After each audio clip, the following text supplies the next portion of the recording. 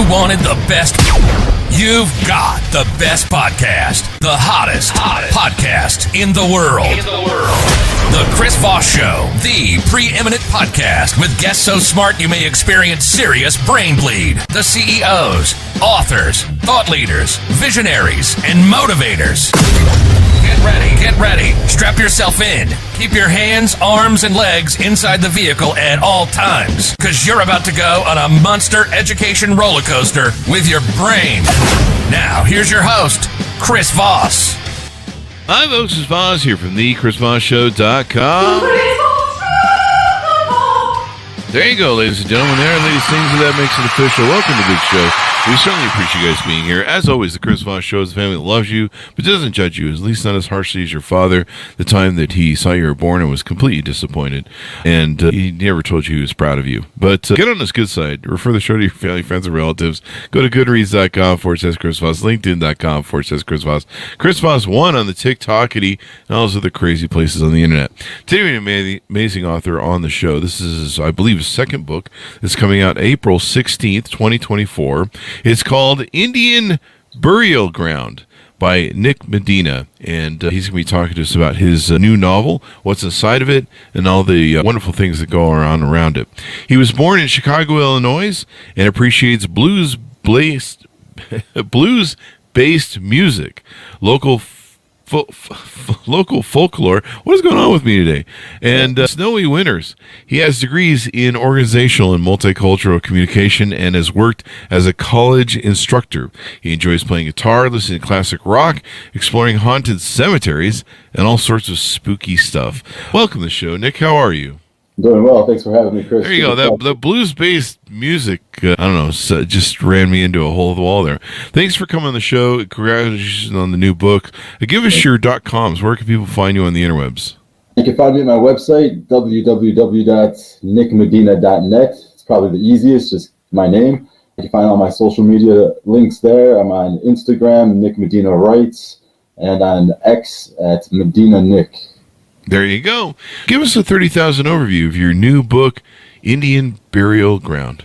Indian Burial Ground is the follow-up to my previous novel, Sisters of the Lost Nation, and both take place on a fictional Indian reservation, a Dakota reservation. Indian Burial Ground, though, is not a direct sequel to Sisters of the Lost Nation, but it does have some things that tie it together, answer some questions that I left unanswered in Sisters of the Lost Nation. But it centers around a woman named Noemi. She's just turned 40 years old. She's kind of at a point in her life where she's a little bit lost. She's not happy with how things have turned out for her, but she does have this new boyfriend, and she's thinking things are going to be on the up and up. But her boyfriend ends up dead, and there's some pretty strange circumstances surrounding the death. They're not sure if it was an accident or suicide.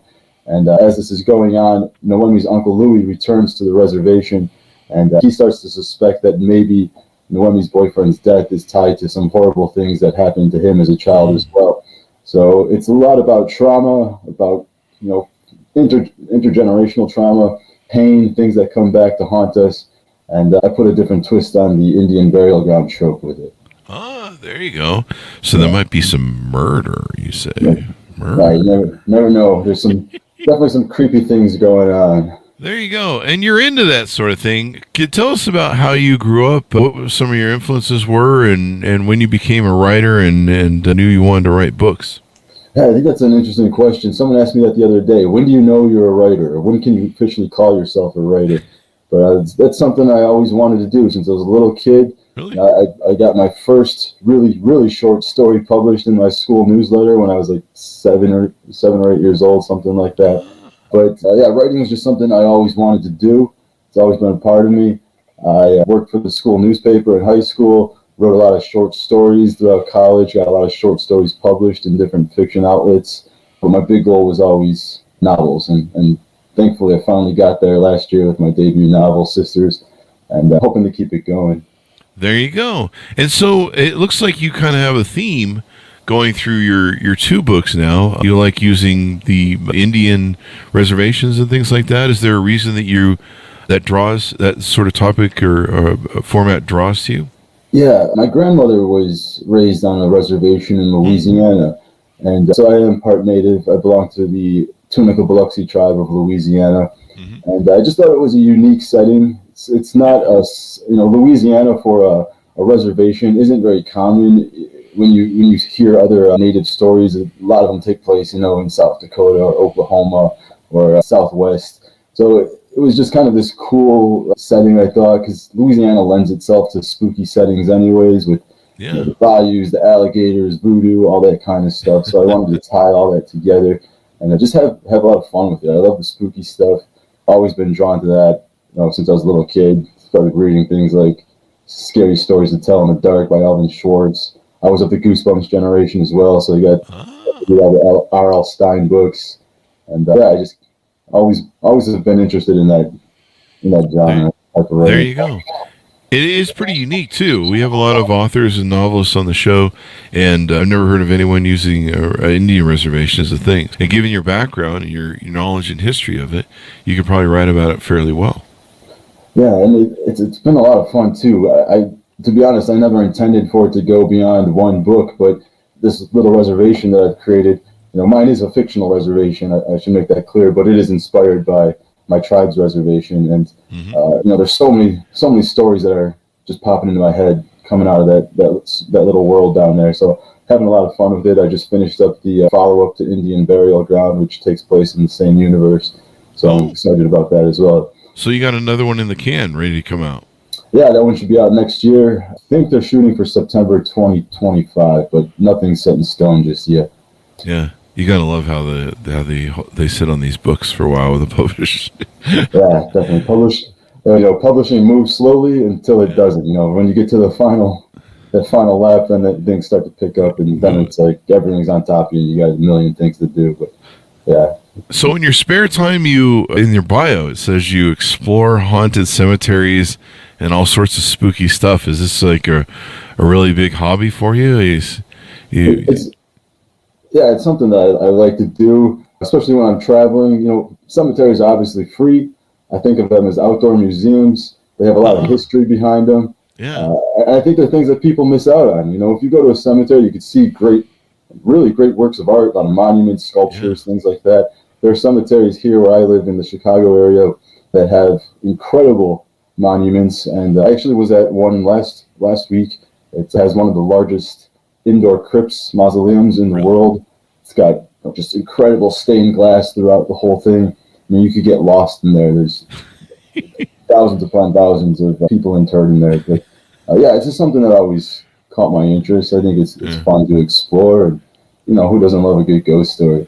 Do you ever have a significant other who travels with you go, "Hey man, can we go to the beach?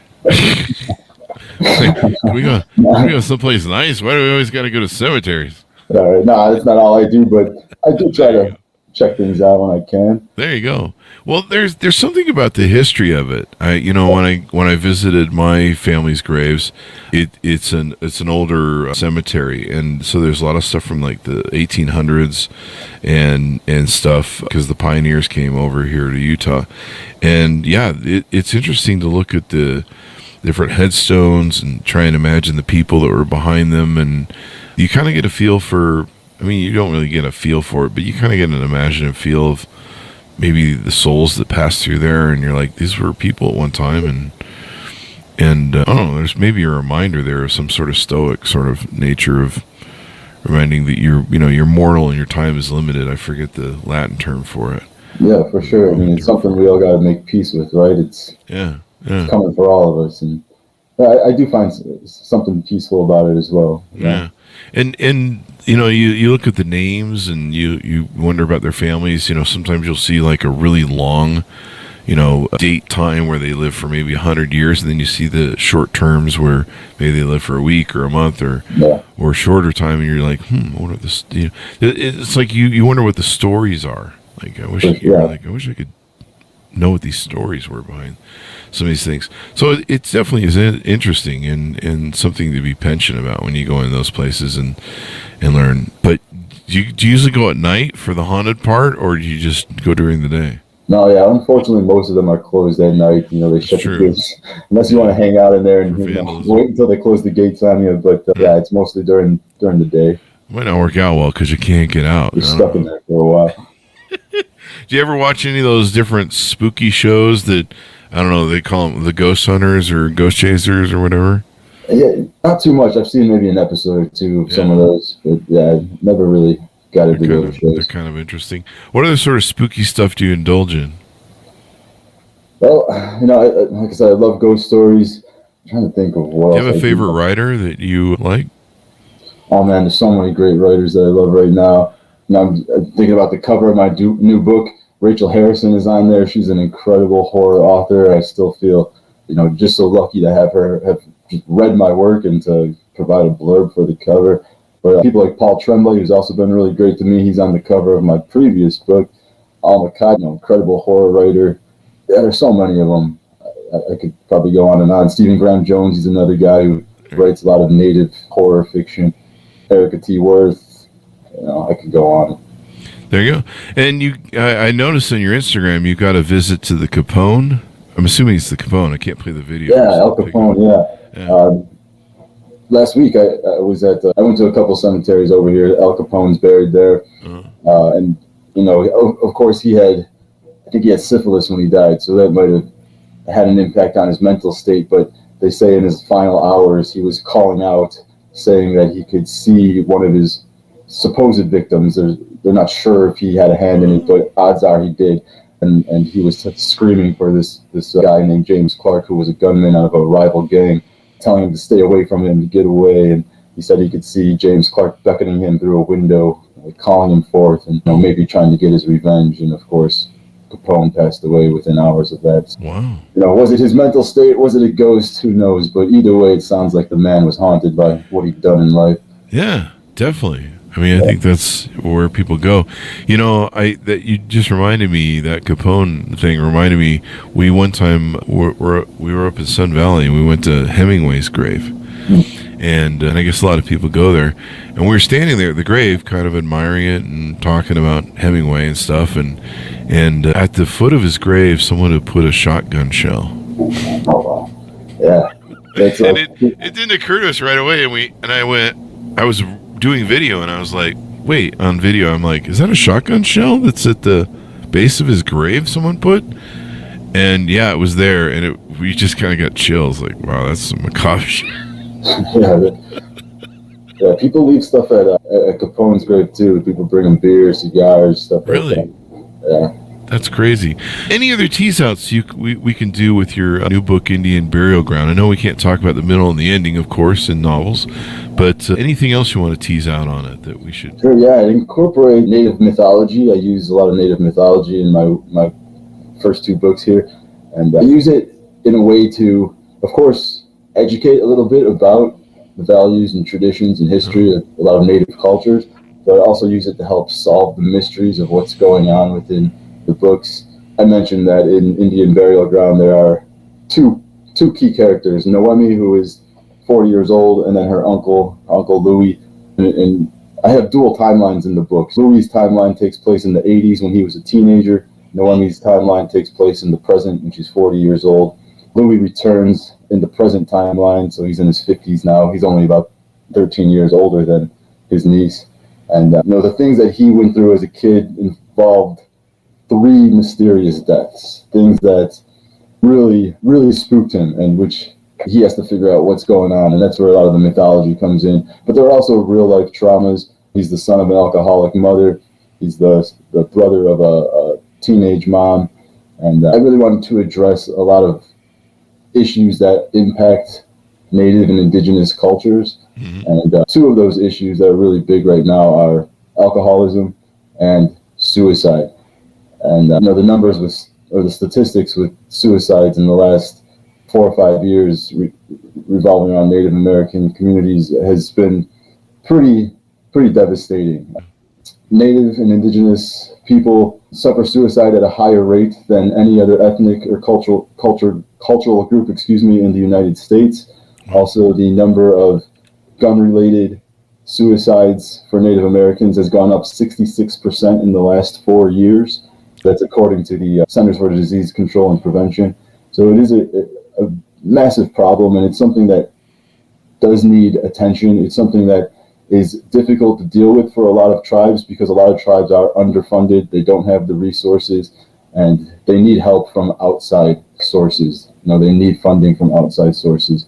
It's been something that's having a really terrible effect on a lot of Native and indigenous communities.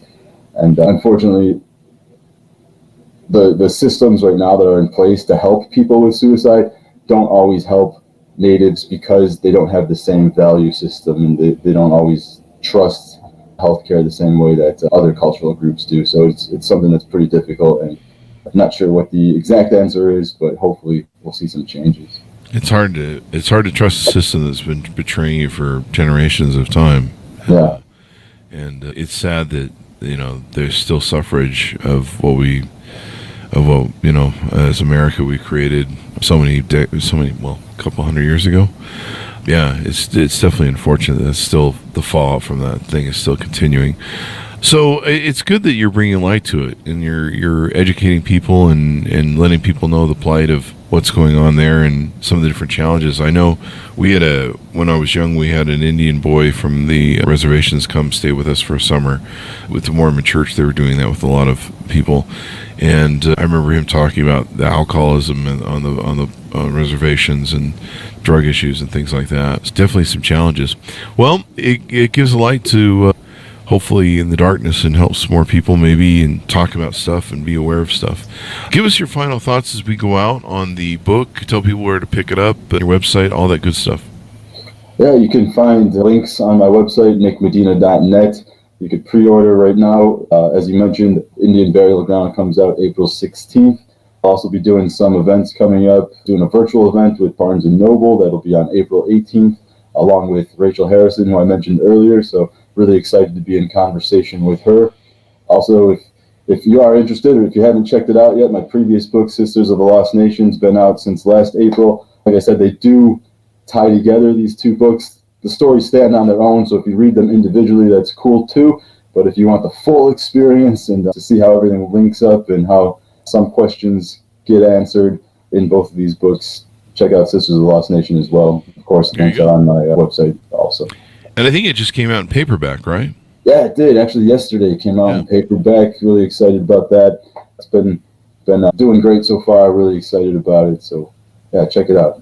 There you go. Well, thank you very much. We really appreciate you coming on the show, Nick. Thank you. Appreciate it as well. And come back for your future books. We'd love to have you as well. Yeah, I'd love to. Thank you, Chris. There you go. Thanks, Ron, for tuning in. Order up the book. You can pre-order it wherever fine books are sold. Indian Burial Ground, April 16th, 2024. Be the first in your book club or block to read it. Thanks for tuning in. Be good to each other. Stay safe. And we'll see you guys next time.